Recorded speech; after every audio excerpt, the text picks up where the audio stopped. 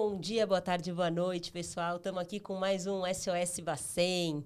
E hoje a gente vai falar de um tema quente. Super quente. Nossa, a gente nunca tocou nesse assunto de uma forma tão estruturada, né, profunda, que são ativos virtuais. Ativos virtuais. E aí a gente está com 2 consultas públicas que acabaram de encerrar as contribuições, né? E a gente vai falar um pouquinho sobre os ativos virtuais e o que o Banco Central está pensando em relação aos ativos virtuais. Exatamente. E aí, quem que a gente chama, né? Especialistas no assunto, o próprio regulador, Banco Central.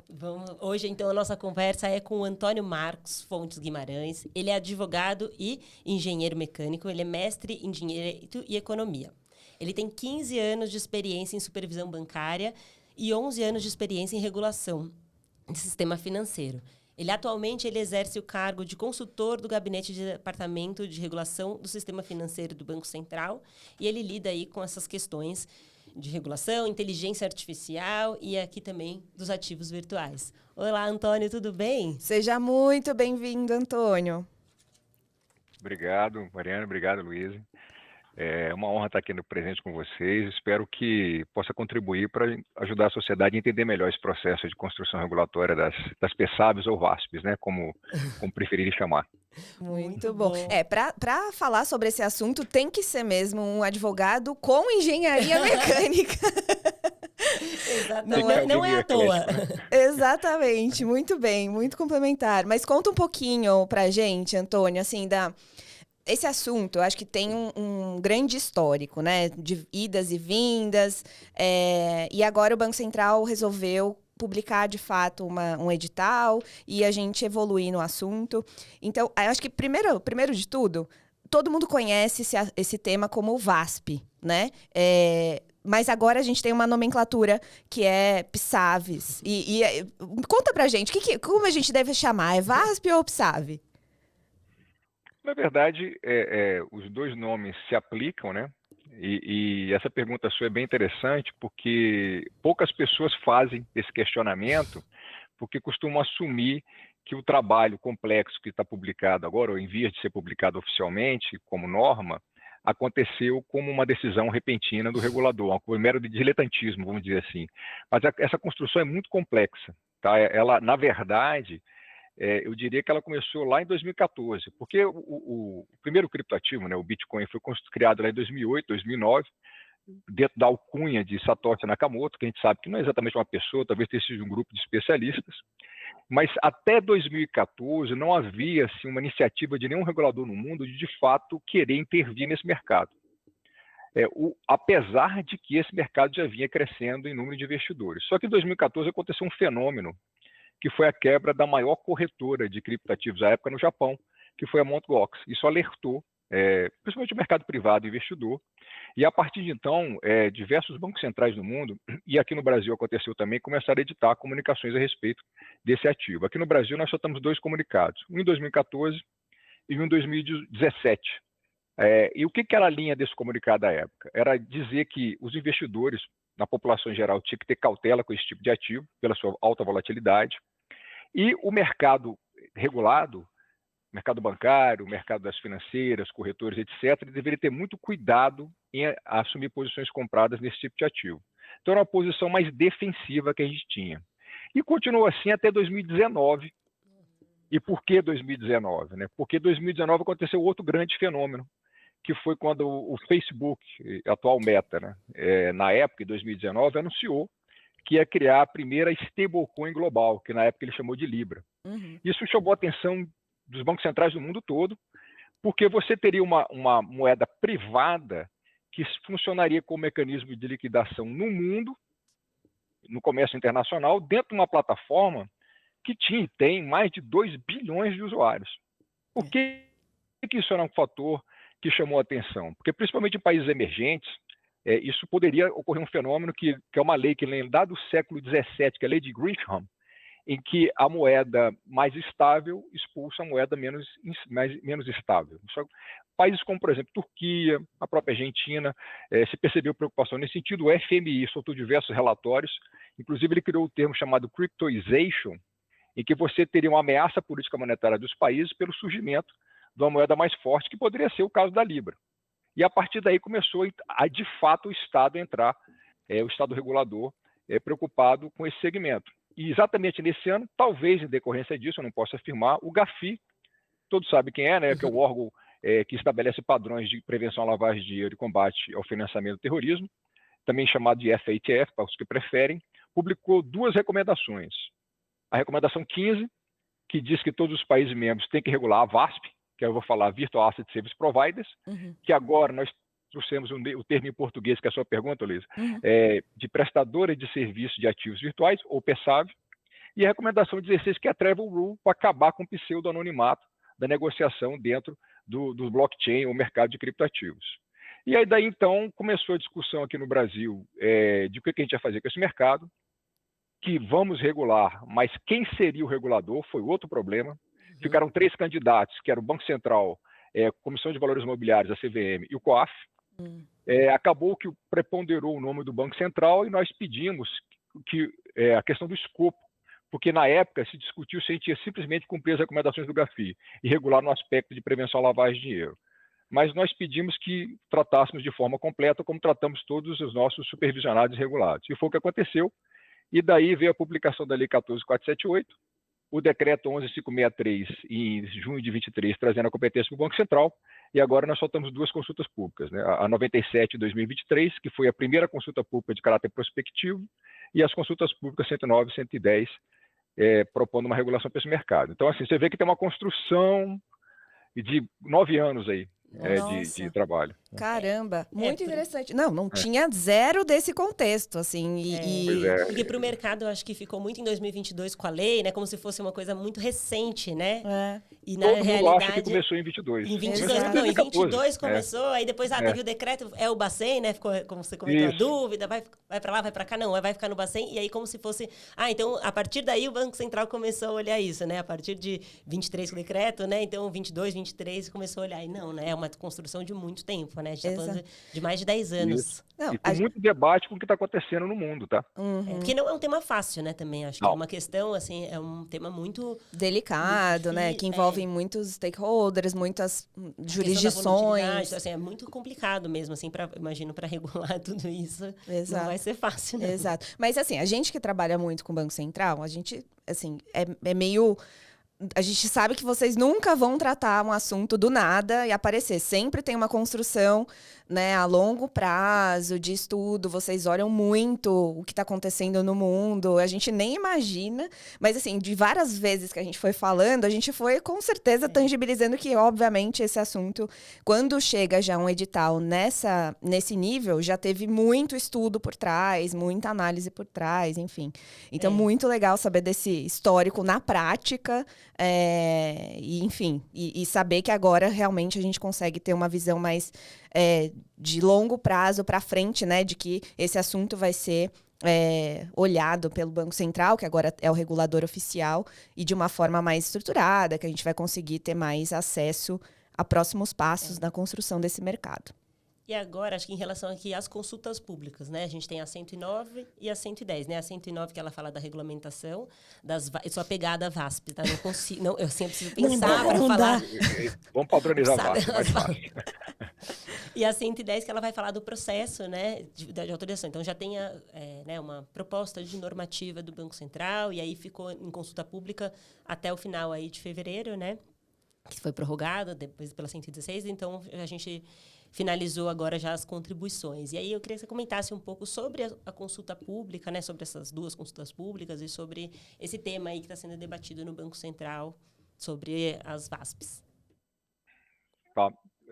Essa pergunta é interessante, porque a consulta pública, na verdade, a gente resolveu fazer um trabalho bem proativo até antes de soltar qualquer publicação. Sim.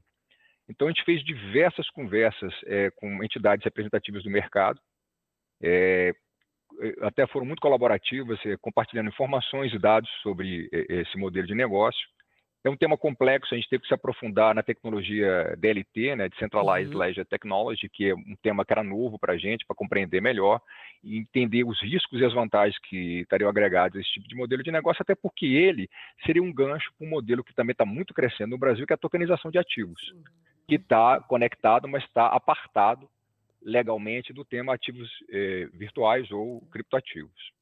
Então, a gente fez um trabalho muito profundo nisso e fizemos uma coisa que nunca aconteceu no Banco Central até então. Em 2023, a gente soltou a consulta pública 97, que foi a primeira consulta pública de caráter prospectivo. O que eu quero dizer isso? Nós, em vez de publicarmos uma minuta, fizemos 38 perguntas para o mercado. Então, foram perguntas bem técnicas, recebemos inúmeras contribuições, a equipe, que é pequena, né, até porque nós temos limitações de contratação de RH, se debruçou nisso, posso falar até finais de semana para conseguir concluir a análise. Teve que estudar, conversar, ler livros, compreender o que estava sendo dito ali, e isso ajudou muito a construção da proposta de minuta normativa, que é, como você bem me colocou, a consulta 109, que trata do modelo negocial, entrando em vários detalhes, inclusive operações específicas como staking e outros, né, que são realizados ali no mercado de criptoativos, e a 110, que é o processo de autorização. Tanto é que, apesar de ter recebido muito feedback, a gente percebeu que não poderia ser diferente. Teve muitos elogios, tá? A proposta do trabalho que foi colocado, inclusive na mídia, porque eu acredito que foi por causa desse caráter, essa abordagem preventiva, vamos dizer assim, que a gente adotou, de conversar muito com o mercado e com a sociedade, inclusive com o meio acadêmico. Tá? A USP, por exemplo, contribuiu muito com o debate, principalmente a Faculdade de Direito, legal. E isso nos ajudou a construir uma proposta mais alinhada com o que seria com a expectativa, né? Proporcional, isso. E acho que, para quem não sabe, né, essas manifestações são públicas, né, de acesso, né? Então, todo mundo pode verificar essas contribuições. Então, realmente, você faz análise das contribuições, você consegue ver que realmente a proposta de regulamentação ela já está muito alinhada ali com o que o mercado estava esperando. Claro, tem algumas sugestões, né, enfim, mas assim, acho que já não foi algo completamente, né, novo para o mercado, porque já estava sendo debatido, né, para quem está ali no dia a dia, quem está mais próximo desse tema, né. Então, acho que isso foi uma coisa muito legal e que acho que ganha tempo, né. A gente, a 97, como você comentou, ela já ganha tempo para sair a regulamentação mais rápido, porque conseguiu já pegar todas as informações do mercado e fazer todo esse estudo para sair agora, né, os editais de agora mais alinhados. E além de ganhar tempo, é um bom ponto, Mariana, também você reduz o risco de algo que é natural de acontecer, que é o recall normativo. Né? Sim. Porque a norma é um organismo vivo. A gente pensa que a norma é publicada e você deixa ela lá quieta. A gente está sempre acompanhando, fazendo estudos de mercado, porque o trabalho do regulador não é publicar a norma, é entender o mercado e intervir quando necessário. Quando não é necessário, você fica quieto. Você não faz intervenções. E nesse caso, quando você faz a intervenção, você tem que acompanhar se ela ainda faz sentido, até de existir. Então, quando você faz uma análise assim mais profunda, como foi o caso do caráter prospectivo da 97, você reduz o risco de, no curto prazo, ter que fazer um ajuste normativo, porque você errou. Né? O regulador pode errar também. Eu acho que, nesse caso, o risco é menor. E aí, entrando um pouco no detalhe, né, das consultas públicas, a 109, então, ela fala de uma proposta mais abrangente de normas, né, princípios. Você pode aprofundar um pouquinho mais para a gente do que vocês esperam, quais são os objetivos a partir dessa consulta no ponto de vista de vocês? E a 110, que eu acho que é a consequência. Tá bom, se você escolher ser um VASP, os próximos passos são esses aqui. Se puder aprofundar um pouquinho para a gente, colocar um pouquinho das expectativas, né, do Banco Central a partir dos dois editais. Nesse caso, logicamente que o que se espera é você separar o joio do trigo. A gente sabe que é um mercado que tem instituições que trabalham de forma legítima, que fomentam a inovação e que vão agregar modelos de negócio que vão fomentar a economia, trazer novos empregos, inclusive estimular o mercado que, repito, que nos interessa acompanhar, que é o de tokenização de ativos. Esses são outros ativos, né? Ativos financeiros, como a própria cédula de crédito bancário, precatórios, CDBs, né, de bancários, e relacionados mais à temática da CVM, que são valores imobiliários. Então, a ideia primeiro é isso. Você também ter a garantia de prevenção de uma série de riscos, como, por exemplo, risco de lavagem de dinheiro, financiamento ao terrorismo, e um risco muito premente, que é pouco mencionado, é a questão de segurança cibernética. Tanto é que nós, para todas as entidades que estão ali, a despeito da gente ter aberto a possibilidade, inclusive, de contratação de custódia no exterior, nós estabelecemos a aplicação full de normas que nós temos aqui de contratação de serviços de terceiros no Brasil e no exterior e segurança cibernética desde 2021. Então, as VASPs vão seguir essa regulamentação. que basicamente hoje seria a resolução CMNE 4893 e a resolução BCB 85, no caso da CMNE para o mercado bancário, que quiser entrar nesse segmento, e na BCB para as próprias VASPs, que é a competência direta do Banco Central. Então, a expectativa é você ter um level playing field, em que vão ter regras bem estabelecidas, com proporcionalidade, para você não ter uma regra que vá sufocar o mercado, mas que você não tenha mais vamos colocar assim, um segmento de que confunda liberdade com libertarismo, vamos colocar assim, de forma que você tenha práticas inadequadas. Então, a primeira ideia é essa. E sobre expectativa, não sei se você já quer que mencione agora, como eu disse, a norma é um organismo vivo. Então, a gente não vai encerrar agora. Tanto é que a própria equipe responsável, que trabalha conosco aqui, já está engajada na próxima fase, assim que nós publicarmos a normativa, que seria o espelho da resolução 109, a consulta pública 109 e 110. Né? O que seriam essas próximas etapas? A primeira, nós vamos nos aprofundar na regulamentação das stablecoins. Já temos alguns dispositivos na 109, mas vamos entrar mais fundos em diversos aspectos que não são tratados lá. Primeiro, a legitimidade de quem vai poder ser o emissor desse tipo de criptoativo, tratar especificamente dos lastros, ativos lastros que seriam elegíveis para a emissão disso, que é um tema muito sensível. Inclusive, em 2021, uma auditoria que aconteceu no Tether Dólar à época, né, que foi feita nos Estados Unidos, tocou muito nesse assunto, e na época do Tether Dólar foi anunciado que havia problema na qualidade dos lastros, principalmente quando você quer garantir o PEG com dólar. Então, de lá para cá, houve uma melhora muito significativa da representação do ativo em relação à moeda, que seria a referência do Tether, no caso, e é algo que a gente gostaria de fazer aqui também. E também sobre o local de custódia do lastro. Então, são questões que a gente vai ter que avançar. E outros temas também que a gente vai acabar se aprofundando, que seria, por exemplo, a discussão sobre um eventual VASP institucional, que é um debate que acho que é relevante, que seria assim, um mercado B2B, em que você tivesse várias VASPs atuando entre si, inclusive como provedores de liquidez mútuos, porque hoje o provimento de liquidez do mercado dos criptativos está praticamente todo no exterior. E a gente entende isso como legítimo, não, de forma alguma queremos acabar com isso, tanto é que, de novo, nós abrimos a possibilidade de contratação de custodiante fora do Brasil, seguindo regras, como no caso que eu já mencionei, de segurança cibernética, mas, logicamente, nós queremos fomentar a economia aqui no Brasil e queremos estimular a vinda dessa custódia e provimento de liquidez para o Brasil. Então, esse é um ponto que nós pretendemos avançar ainda no início de 2025 e esperamos que vamos ter sucesso nessa empreitada. Nossa, fantástico, bom, né? Mas avançar via consulta pública, essa discussão ou de alguma outra forma? Ótima pergunta. É uma pergunta que eu recebo toda semana. Com certeza, tá, Mariana? Tá. Com certeza, de novo, mantendo essa política de diálogo com a sociedade, diálogo com o mercado, publicação de consultas públicas, se entender necessário, inclusive outras consultas públicas de caráter prospectivo. É uma decisão da diretoria colegiada, obviamente, mas, assim, a princípio, a equipe técnica que trabalha comigo está totalmente alinhada com essa perspectiva, que eu acho que é a melhor, para você não ter surpresa. O regulador não quer surpreender ninguém, tá? Não deve surpreender ninguém, né? Muito bom. O pessoal já no F5 ali no site das consultas. No edital lá, todo dia. Não tá lá ainda, né? É algo que a gente quer Só fazer. para garantir que vai saber logo de primeira. Não, muito bom. Legal. Então vamos ter mais temas ainda, né? Mais debate ainda sobre isso. Não, e faz todo sentido, porque são temas bem complexos, ambíguos demais, né? E aí é bom separar, né? O Banco Central está separando, então, né? Primeiro essa parte, então, das VASPs, né? Que é algo, então, que está mais consolidado no mercado. E aí, depois indo para a parte de stablecoin e tudo mais, acho que faz muito sentido, né? Essa construção aí gradual desse mercado de ativos virtuais como um todo, e até a tokenização que você também comentou, né? Isso. Inclusive, assim, foi bom você mencionar isso, porque, inclusive, a gente vai ter que discutir como é que vai ser o engajamento das VASPs com esse mercado tokenizado.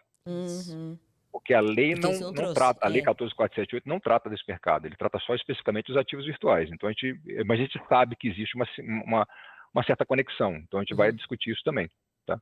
Muito bom, muito bom. Tem trabalho aí para uns 20 anos. Tem.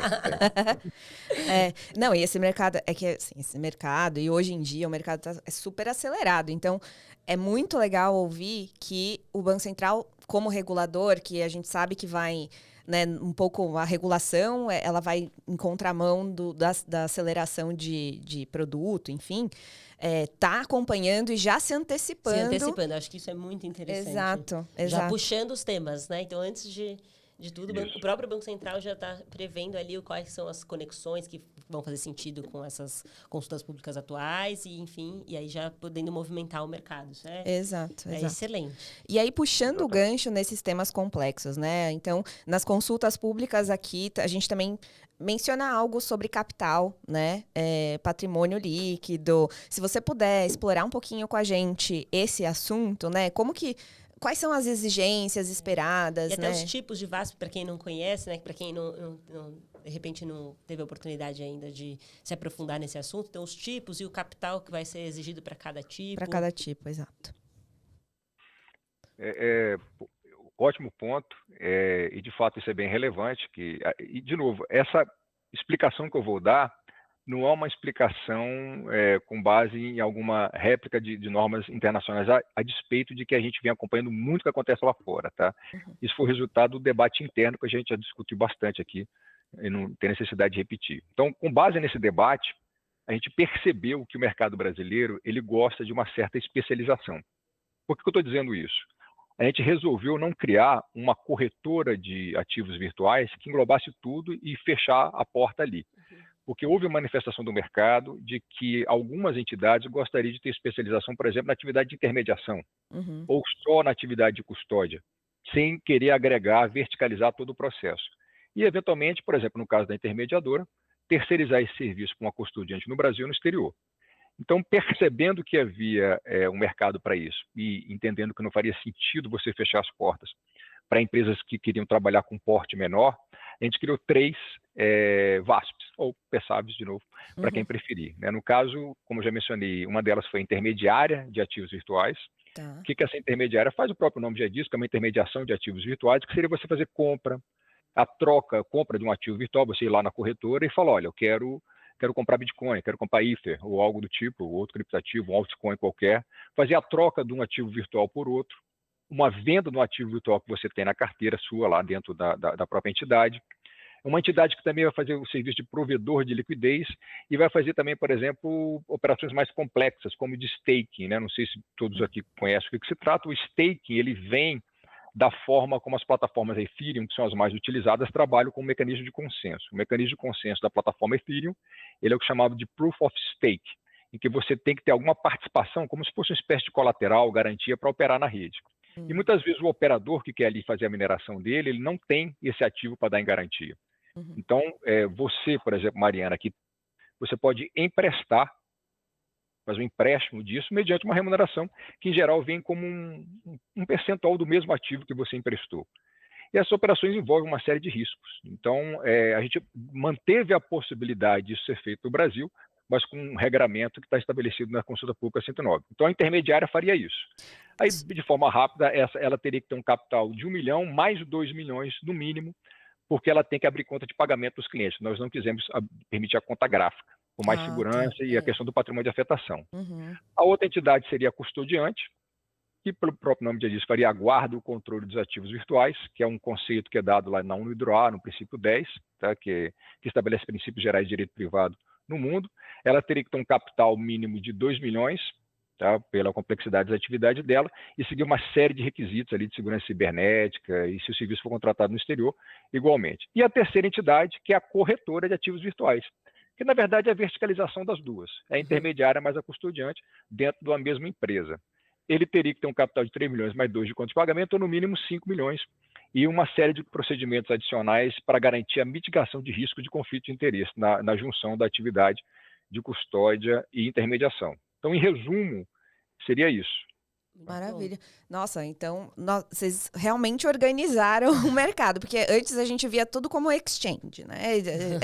Agora eu acho que vocês colocaram realmente as caixinhas e as pessoas. Eu acho que as empresas agora têm mais possibilidades. Às vezes estava tudo num bolo só e fala, não, mas eu não faço esse tipo, e era, né, colocado e considerado tudo no mesmo risco. Eu acho que agora deu uma equilibrada, né? E assim como já existe no mercado de meios de pagamento divisões de proporcionalidade, né, de regras e riscos esperados daquelas instituições, agora vocês estão fazendo isso também para empresas que queiram entrar nesse mercado de criptoativos. Fantástico. Muito bom. E puxando esse gancho do risco, né?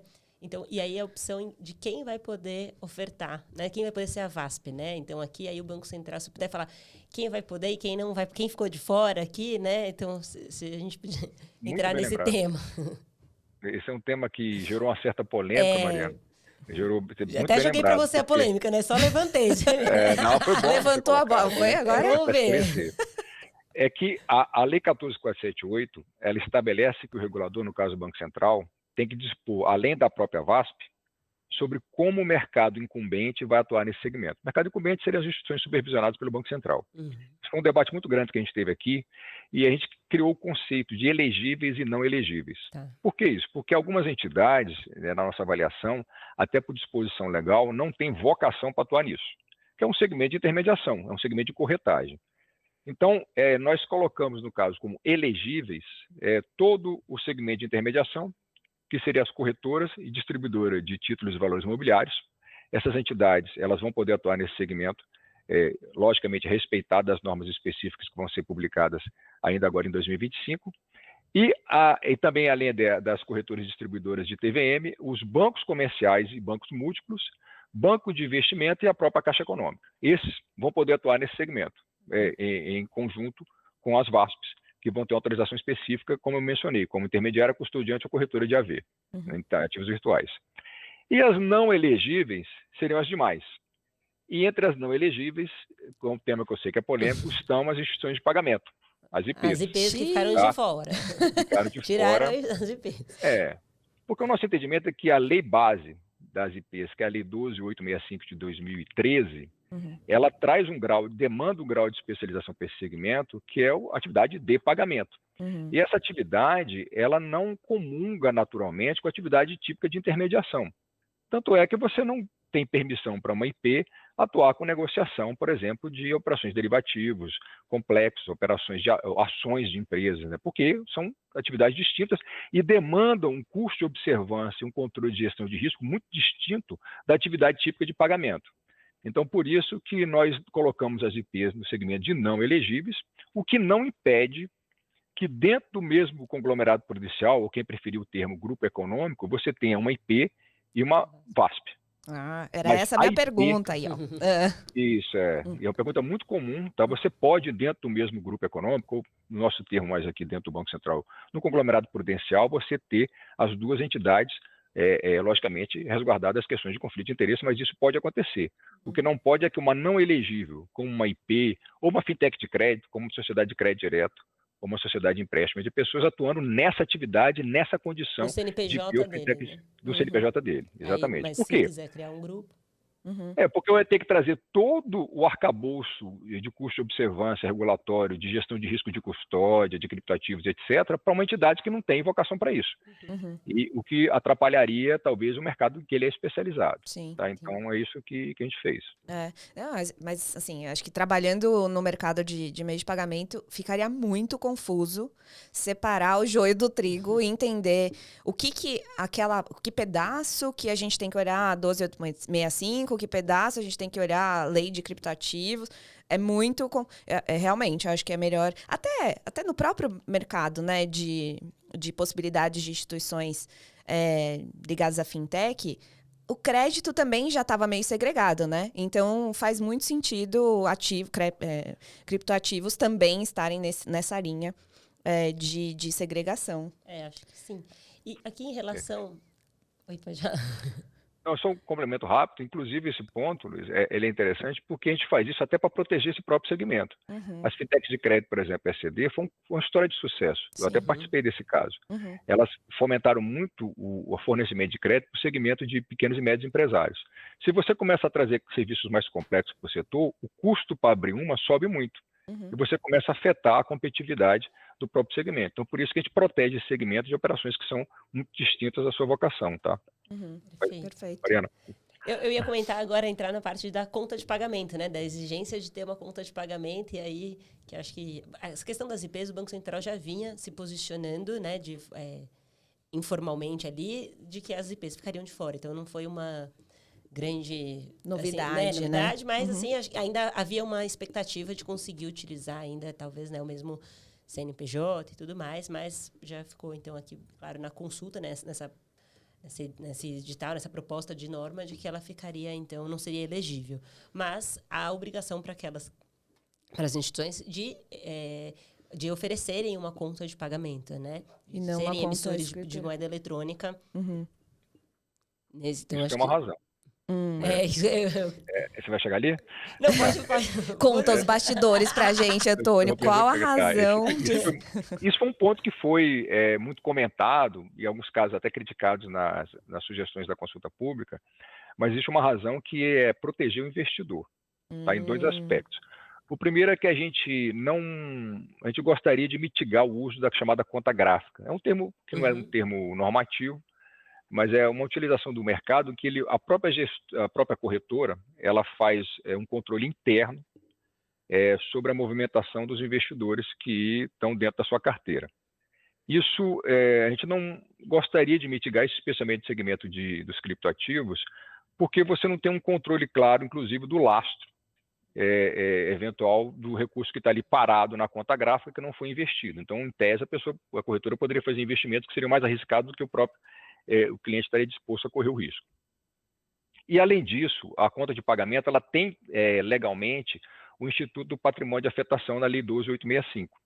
Então, na eventualidade, que a gente não quer que aconteça, mas se acontecer da liquidação, ou seja, da falência da entidade corretora, os recursos que estão parados em contas de pagamento sem uma destinação específica, ou seja, que não estão aplicados dentro de um criptoativo, eles não vão compor a massa falida.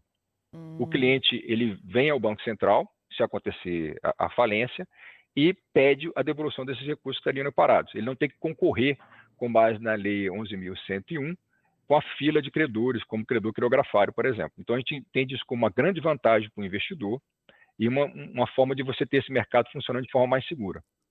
Tá? Então, esse é que é o grande ponto. Inclusive, aí, se me permite já avançar um pouco na pergunta, nós estamos trabalhando, contribuindo no Congresso Nacional, inclusive com o PL 4932, que é de autoria do deputado Auro Ribeiro, para inclusão do patrimônio de afetação também para o mercado das VASPs, né? Inclusive para os recursos que estão destinados a uma finalidade específica nos criptoativos, por exemplo, para você ter uma proteção mais elevada para esse segmento, porque não faz sentido um segmento que é de mera intermediação você ter a titularidade ou a propriedade do ativo que está investido em nome da corretora, mas sim em nome do investidor.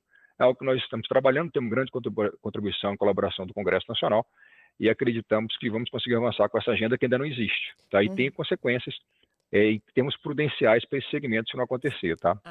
Nossa, porque realmente foi uma discussão, né, quando teve a 14.478 da inclusão, né, da não inclusão, no caso da segregação de patrimônio e tudo mais que se esperava, né, que viesse e acabou não vindo. Então, existe uma possibilidade agora, né, uma discussão, então, que você está comentando no Congresso, para as VASPs ter essa segregação específica, né, legislativa. É isso que a gente... Isso é até um ponto interessante que você colocou, porque nós criamos 2 conceitos apartados, né? Porque um é a segregação patrimonial. Isso nós fizemos independentemente da disposição legal. A outra coisa é o patrimônio de afetação, que é um termo jurídico. Então, a segregação patrimonial, isso a gente fez. O que é a segregação patrimonial? A gente fala o seguinte, se você abrir uma VASP, você não pode misturar recursos de investimento próprio do CNPJ da entidade com recursos de clientes. Isso é segregação patrimonial. De forma muito simplificada, é mais complexo que isso, e tem uma série de procedimentos técnicos dentro do blockchain ou da Ethereum para fazer isso. Então, a gente fez isso. Tá? Outra coisa, isso não tem, é o patrimônio de afetação. Ele é mais complexo, é um conceito jurídico, e uma coisa pode existir sem a outra. O patrimônio de afetação, ele vem de uma interpretação do artigo 789 do Código de Processo Civil, que basicamente, de forma muito simples aqui, ele diz que você não pode criar exceções para credores a não ser por lei. Eu não posso dar privilégios para credores se não for por lei. E quando eu falo do conceito de patrimônio de afetação, eu estou criando um benefício para um grupo específico de credores, que é o investidor. Eu estou dizendo para ele o seguinte, se a empresa quebrar, o seu investimento não vai para a massa falida. E no infralegal você não pode fazer isso. Então, por isso que, como não está disposto na 14478, você não tem ainda o patrimônio de afetação para a VASP. E isso tem consequências ruins competitivas para o Brasil. Tá? Por quê? Porque a não existência do patrimônio de afetação, de acordo com os conceitos da entidade UNIDROA, não sei se vocês todos estão... UNIDROA é uma entidade que estabelece padrões internacionais de direito privado. A ideia do custodiante é aquele no qual o ativo custodiado não confunde com o ativo próprio, mesmo no caso de falência. Não tendo patrimônio de afetação, você não tem garantia plena disso. Você depende de uma interpretação judicial. Já aconteceu recentemente, mas depende da decisão judicial e não disposto em lei. E por não ter essa segurança, a entidade fica obrigada a pagar capital prudencial não só pelos ativos próprios, mas pelos ativos custodiados de terceiros. Então, o custo de funcionar como custodiante no Brasil fica muito maior, o que pode estimular a contratação desse serviço fora do Brasil, gerando menos emprego, menos inovação e perda de competitividade. Então, é por isso que a gente trabalhou tanto nessa aprovação e estamos tendo um forte apoio do Congresso nesse sentido. Tá? Maravilha. E o Judiciário com certeza agradece muito, porque o tema já é complexo e não, acho que casos subiriam para o Supremo ia ser com certeza muitos casos, né? E claro que assim, a gente não quer isso, né? Mas aí, fazendo um vínculo com o consumidor, a gente falou muito do investidor, a gente está falando aqui muito dessa proteção em massa farida e tal, mas o que assim, aí olhando para o consumidor, né? Aquele que vai comprar, que usa muito esse mercado como investimento ali no dia a dia, eu acho que tem um grande aprendizado ainda, né, que a gente precisa ter no Brasil com relação a esse mercado. Eu acho que tem um estímulo importante aí de educação financeira também envolvida, mas como que vocês estão enxergando essa consulta pública nessa abordagem de proteção ao consumidor? Além dessa que você já comentou, né, da proteção aí da massa falida, mas tem alguma outra que vocês estão olhando alguma também? Medida, né, de mitigação de riscos, além dessa questão do patrimônio de afetação e da segregação. Isso. Certamente, tá? Inclusive, a gente tem uma preocupação muito grande de trazer uma série de obrigações para as VASPs que vão ser autorizadas no aspecto de transparência dos chamados, por exemplo, white papers, quando você tem a divulgação, né, disponibilização de um determinado criptoativo dentro da sua plataforma. Então, esse white paper, inclusive, que seria uma espécie de prospecto, né, explicando como é que funciona, ele tem que dar clareza e numa linguagem compreensível para o investidor do que se trata aquilo. E, em paralelo, é uma iniciativa que o Banco Central já tem muitos anos. Temos aqui, inclusive, um departamento especializado nessa área de educação financeira e questões de cidadania, que também trabalha nessas vertentes, principalmente com ativos que são mais voláteis como esse, né? Então, a gente gostaria, pretende, e é assim que a gente quer, que o mercado que se exponha de forma a comprar desse tipo de ativo entenda o que está fazendo. É legítimo, é uma operação lícita, mas é importante que quem está fazendo isso faça de forma consciente, né? E não como uma ideia de enriquecimento rápido ou sem compreender o que está associado a isso. Até porque o próprio criptoativo ele é também utilizado por investidores institucionais como fundo de investimento, não só necessariamente para fins diretamente especulativos, mas para equilibrar a sua carteira, colocando ativos não correlacionados com outros que ele tem dentro do seu portfólio de investimentos, que é aquela teoria do Markowitz. Então, tem diversas finalidades. O que a gente não quer é investidor vulnerável investindo em algo que ele não compreende por ter sido induzido a erro com uma expectativa falsa de enriquecimento rápido. Tá? Então, essa é a ideia. A gente jogou uma série de obrigações para as VASPs para que isso não aconteça.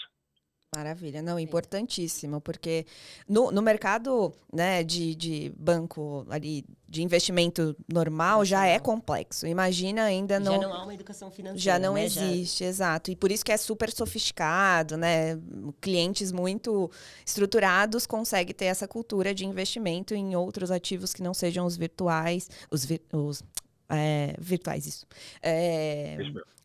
Então, eu acho que tem uma parte aí educativa importante e como que esse mercado também vai levar essa informação, como você está colocando, com transparência, né, com a segurança que as operações, elas de fato vão ter um retorno esperado ali, mas que seja equilibrado, né, não seja uma coisa super comercial, atrativa só para venda e prospecção de cliente, né? E aí, em breve, o Drex aí para conseguir ajudar, dar uma alavancada, né, na utilização por todo mundo, né? Acho que vai ser uma construção boa aí vindo pela frente. Exato. E além, aí, nesses nisso tudo que a gente está falando, né? A gente está falando de alguns riscos que foram, acho que, estudados, apontados. Existe mais algum que vocês enxergam que estão associados a essas operações, atividades de ativos virtuais e que a resolução, né, a proposta de resolução vem para corrigir e até essas outras que você já comentou que vão ser o próximo passo, né, a segunda onda aí de regulação. Que tipo de risco a mais vocês estão enxergando? Ou vocês já estudaram e viram, putz, aqui já estamos nos antecipando porque já vimos em outros mercados que existe esse risco? Tem. Alguns eu mencionei, né, Luiz, que são a questão da segurança cibernética, um ponto muito sensível para a gente, tá? Garantir que eventos como o Mt. Gox de 2014 não aconteça de forma alguma no Brasil. Então, a gente trabalha muito com isso. A questão das fraudes, que vai se aplicar integralmente para as VASPs, inclusive nós temos iniciativas acontecendo quase todo ano nesse segmento. Ano passado, a gente soltou a resolução conjunta número 6, que obriga as instituições a compartilhar com o mercado como um todo todas as tentativas e indícios de tentativa de fraude dentro da sua instituição, que é para você ter um aprendizado exponencial com o mercado regulado, e as VASPs também vão estar inseridas nesse segmento. E tem outras preocupações que eu não mencionei aqui, que seria, por exemplo, risco de concentração. Tá? Por exemplo, se todo o mercado contratar um mesmo custodiante, por exemplo, no exterior, para fazer a custódia dos seus ativos na relação B2B.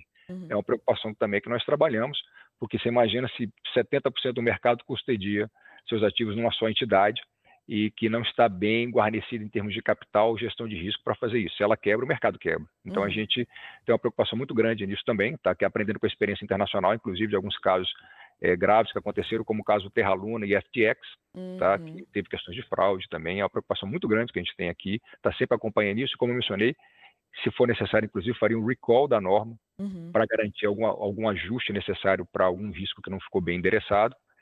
E também a gente tem uma preocupação, que aqui está muito mitigada, que é a interconectividade do mercado financeiro, para evitar o risco de contágio. Então, a gente olha como é que o mercado está se expondo entre si. Tá? Como é que está... de novo, o mercado bancário, por exemplo, está legitimado para atuar nisso, mas a gente acompanha como é que está a exposição e a prevenção de risco, porque a gente sabe que um ativo desse na carteira ele tem um grau de volatilidade e por conta disso, todas as regras prudenciais que foram estabelecidas pelo BIS em Basileia vão se aplicar aqui também no Brasil, ato contínuo a publicação desses atos normativos. Isso já está sendo tratado aqui no Banco Central. Vai ter, então, uma regra ali para prudencial das VASPs, né? Um RWA novo, sei lá, alguma coisa nesse sentido? Exatamente. Vai ter e vai ser exatamente aquilo que foi pactuado em Basileia. Tá. Uma cobertura segura de que você não tenha, por exemplo, uma quebra de uma instituição, principalmente bancária, por conta de exposição a esse tipo de ativos. Vai ser integral, um alinhamento integral com o mercado internacional, com o padrão internacional. Maravilha.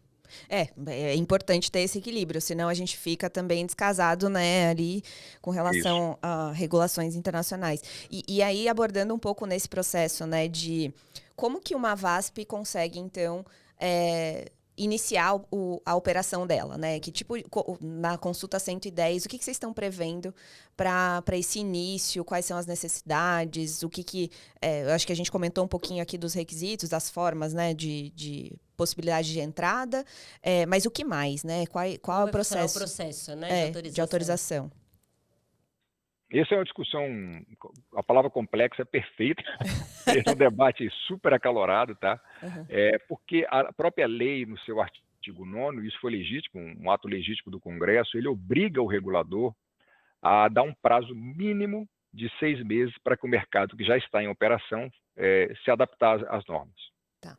Então, se a gente está regulando, é como você regular, trocar o pneu com o carro andando. A gente tem que garantir que todas as empresas em funcionamento que venham a ser autorizadas, porque eventualmente alguma que não conseguir cumprir com os requisitos mínimos não poderia continuar funcionando. Mas não, o que a gente espera é que eles vão se adaptar, mas a gente tem que fazer isso com eles em funcionamento. Tá? Então, para isso, a gente teve que fazer diversos tipos de processo de autorização. Um deles é para quem não está operando. Então, essa entidade ela teria que entrar com pedido no Banco Central, aguardar essa autorização, que aconteceria dentro de um prazo de até 24 meses, o que não significa que a gente vai usar todo o prazo, é só um prazo máximo para o Banco Central se manifestar deferindo ou indeferindo o pedido. Tá. Tem um outro caso, que é o caso de quem já está em funcionamento. Nesse caso, a gente tem um prazo aí que a gente teve de 110 dias de consulta pública, mais um prazo que a gente está agora, neste momento, que é de estudo das contribuições e construção das versões finais das contribuições para a versão final do normativo. E a partir da publicação do normativo e da entrada em vigor, as entidades em funcionamento vão ter 6 meses para se identificar.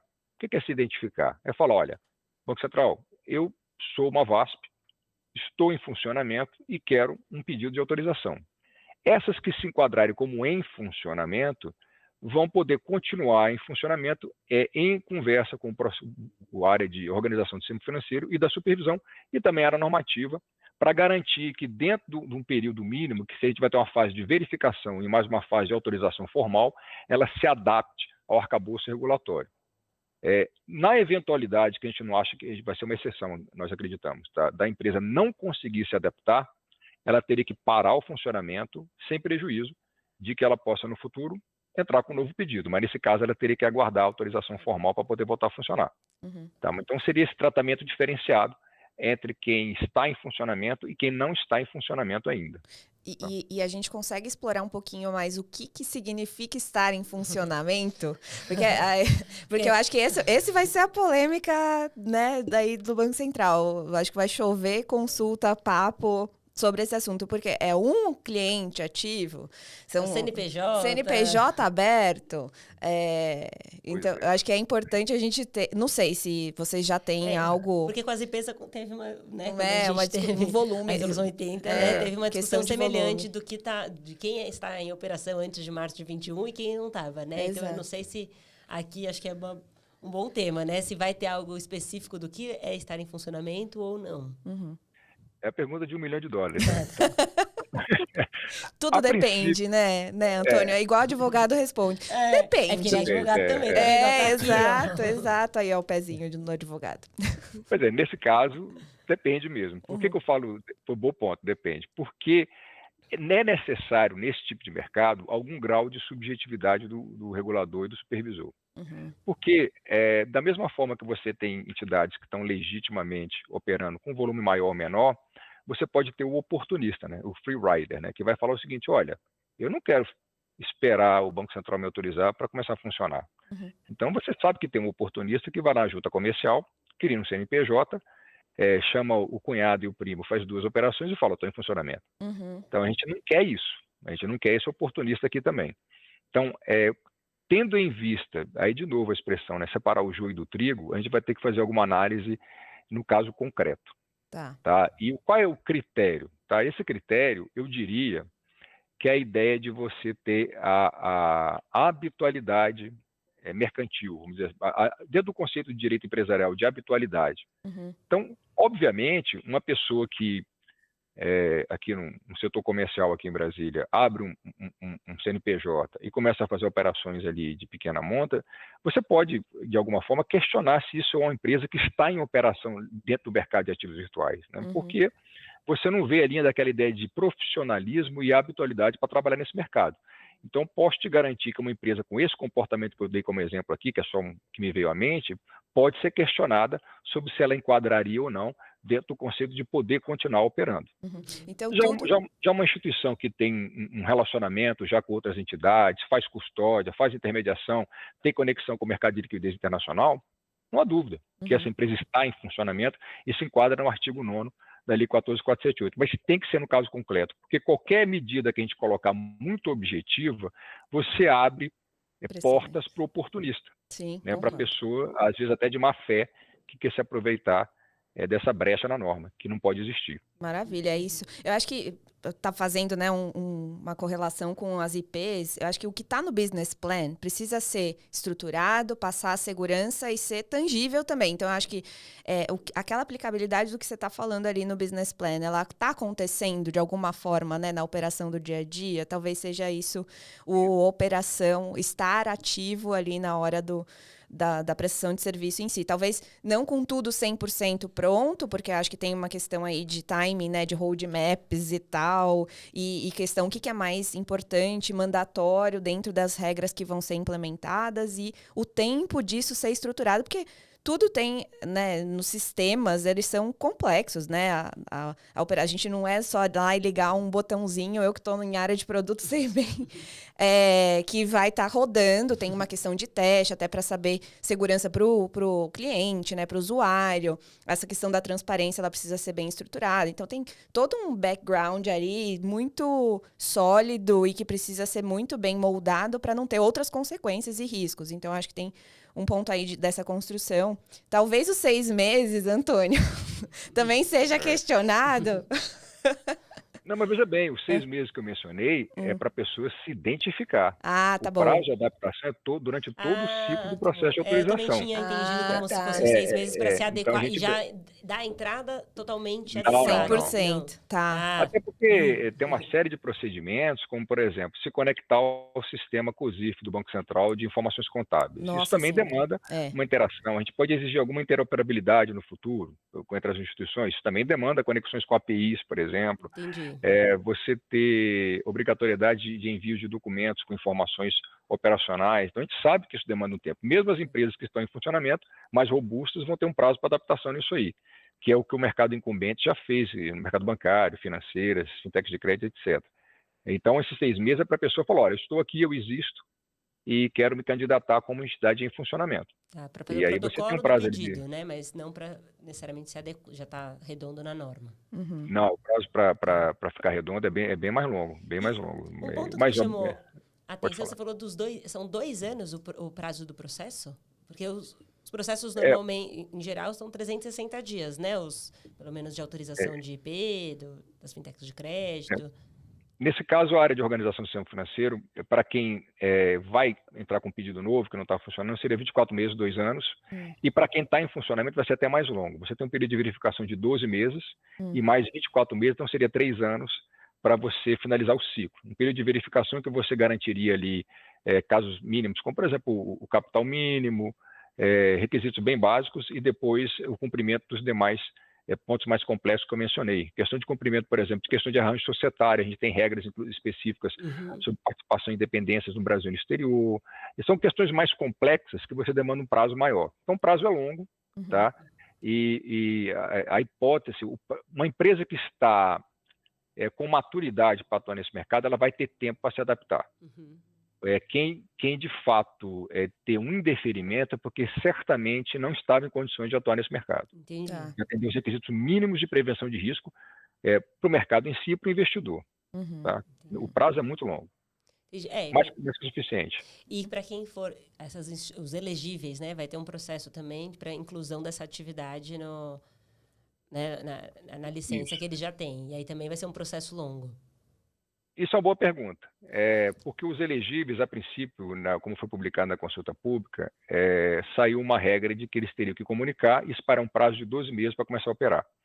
Isso foi muito criticado e nós entendemos que as críticas são legítimas e estamos revendo isso. Uma hipótese, mas isso tem que passar pelo crivo da diretoria colegiada, seria que para quem já é uma entidade supervisionada pelo Banco Central, como um banco, por exemplo, ele comunique para nossa supervisão e com um acompanhamento com um prazo que vai ser estabelecido em norma, por exemplo, 1 ano, 270 dias, ele tem que estar adaptado, senão ele tem que parar as operações. Por que essa é uma escolha possível? Porque ela já é adotada hoje para quem trabalha como IP, emissor de moeda eletrônica, abertura de conta de pagamento, por exemplo. Porque para IP ainda existe uma régua, né, abaixo da qual você está fora da supervisão do Banco Central. Quando ele ultrapassa essa regra dos 500 milhões, aí ele tem que vir ao Banco Central, mas ele não para de funcionar, ele comunica e aí tem um acompanhamento da supervisão para garantir que ele está cumprindo todos a regulamentação que tem como base a Lei 12.865. Então a gente está pensando em uma adaptação semelhante nesse sentido, tá? Para quem é incumbente, ou seja, banco, elegível, né?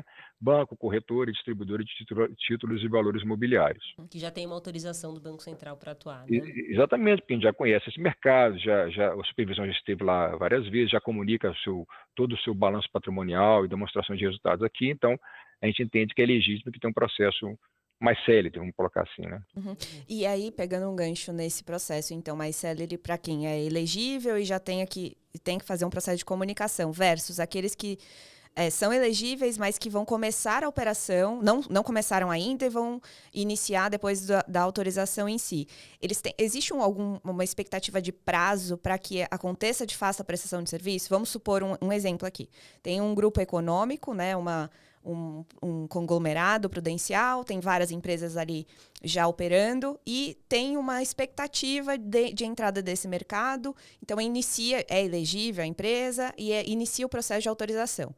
Dado a autorização e a licença que saiu, existe algum prazo para, de fato, acontecer a operação? Assim como acontece na sociedade de crédito, né? Que tem 1 ano para começar a para operar. começar, de fato, a operar. E se não opera nesse período, a licença ela se expira, né? Bom ponto. Sim, existe isso. Tá? Isso para todas as entidades autorizadas. Tá? Tá. Então, uma vez que você recebe autorização, você tem que, de fato, atuar no mercado. Até porque isso é uma delegação de serviço público. Né? Uhum. Então, você é um serviço regulado. Então, ele existe porque você tem interesse social nisso, por isso que tem um regulador. Então, se você recebe uma autorização e não atua, a sua autorização pode caducar. Em geral, esse prazo fica em torno de 180 dias. Tá? Então, você recebendo a autorização, você tem que começar a atuar, sim, dentro desse prazo que eu mencionei. Sob o risco de, inclusive, ter a autorização revogada. Tá. Administrativamente, inclusive, tá? Uhum. Mas isso é um caso muito raro, tá? Uhum. Isso é muito raro de acontecer. Já aconteceu, mas é raro. Até porque tem todo um investimento, né? Inicial, capital exigido. Mas vai que... sei lá, as pessoas elas têm um pensamento, vou ter todas as licenças, aí eu vejo depois o que eu vou usar, né?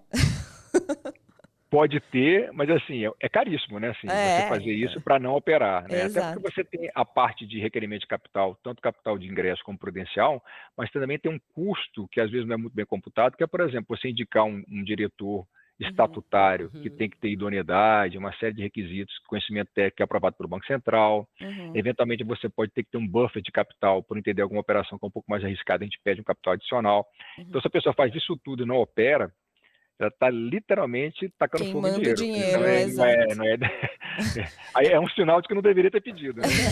Já é um alerta, né? Já é um alerta. Muito bom. Nossa, muita coisa. Muita coisa. Meu Deus. Coisa. Mas e aqui, acho que de próximos passos, a gente até comentou um pouquinho, né? Já sobre a expectativa do Banco Central. E aí, então, estamos nessa fase das contribuições, né? Vocês estão analisando as contribuições recebidas, né? Acho que foram muitas contribuições, então...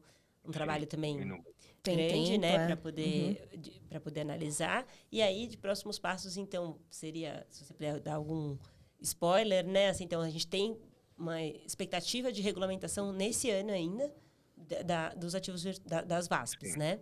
Nesse semestre ou no ano, assim, né, só para a gente entender. Olha, se preparar aqui psicologicamente já. Que vai ser quinta ou sexta-feira, eu tenho certeza. E se for véspera de feriado, qual feriado? Exatamente. Eu ia fazer uma brincadeira aqui, agosto de Deus, mas...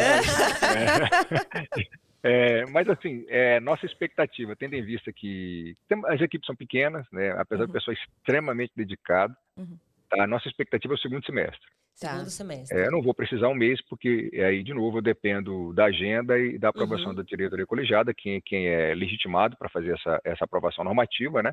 Mas a expectativa é que o segundo semestre, a gente acha que vai cumprir essa meta, sim. Tá. E as próximas consultas seriam depois da publicação desses editais? Com certeza, porque antes de fazer qualquer publicação de consulta pública, mesmo de caráter prospectivo, a gente estuda muito o que acontece lá fora, participa de eventos, seminários, reuniões técnicas, conversa internamente, até para a pergunta ser bem direcionada. Sim. Então, isso não vai acontecer antes da publicação desses atos normativos da CP 109 e 110, com certeza não. Até para entender também o que acontece depois da publicação, né? Precisa de um tempo também de maturidade ali do mercado. De resposta do mercado, né? De movimentação. Então, acho que para esse primeiro semestre dá para dar uma respirada aí, o pessoal. Uma respirada. A gente não, né? Mas o mercado... a gente vai ter que trabalhar. Os ouvintes podem respirar. O mercado pode, Acho que até junho, julho pode respirar. Depois, tirar férias agora. Acho que esse é o recado, né? Quem tem férias já tira no primeiro semestre. Tira agora. Recomendo. Vai lá para a família. Porque essa questão, por exemplo, 6 meses passam muito rápido, né? Não é, parece às vezes um prazo longo, então é muita coisa mesmo, né? Mas eu acho que o mercado está ansioso para esse momento, assim, porque é ruim também ficar num limbo, assim, sabe? Onde tem uma expectativa de resolução, mas não, será que vai ser aquilo mesmo? Como que eu me preparo? Porque tem muitas empresas sérias, como o Antônio mesmo comentou no começo aqui do nosso papo. Que estão realmente ansiosas para já conseguir. Exato. Assim como o das bets, assim. A gente precisa evoluir nesses assuntos para conseguir o mercado da segurança jurídica, né, para o mercado, que sempre foi um dos princípios do Banco Central nas agendas né, de competição, de segurança jurídica dentro dos processos e até para os investimentos, né, internacionais para cá. Nenhuma empresa vai entrar aqui num ambiente que está ainda num processo de regulação incerto, né? Mas, apesar de que Banco Central isso não existe, nunca vi. Sempre tem um movimento ali super seguro. E o Banco Central já se manifesta, inclusive, já falou aqui desde 2014, já dando a segurança para esse mercado. A gente é super fã, né? Como pode perceber. Não, eu sou muito bandeirinha. Se eu tivesse, eu vou fazer uma camiseta assim. Ficamos honrados. Sou fã do BC. Mas é isso, porque também. é um mercado, é um regulador que conversa com o mercado e que, assim, e a gente tem tantos casos de segmentos que deram certo, né? Próprias IPs, fintechs de crédito, como a gente falou, então, assim, é algo que realmente avançou muito e olha o quanto a gente é referência para outros países, né? Sim. Na parte de pagamento, a gente tem Pix e aí agora vai ter a questão dos ativos virtuais, então eu acho que realmente é um orgulho mesmo a gente poder aqui, no nosso caso, trabalhar com isso, né? E ter essa proximidade aí com vocês, que é muito legal. Essa conversa com o mercado assim, faz toda a diferença. Exato. Já vamos agendar com o Antônio, assim, depois da publicação, a gente já vai agendar um papo no futuro para falar. E aí, como foi? Foi legal? Me conta pra gente. Vamos conversar.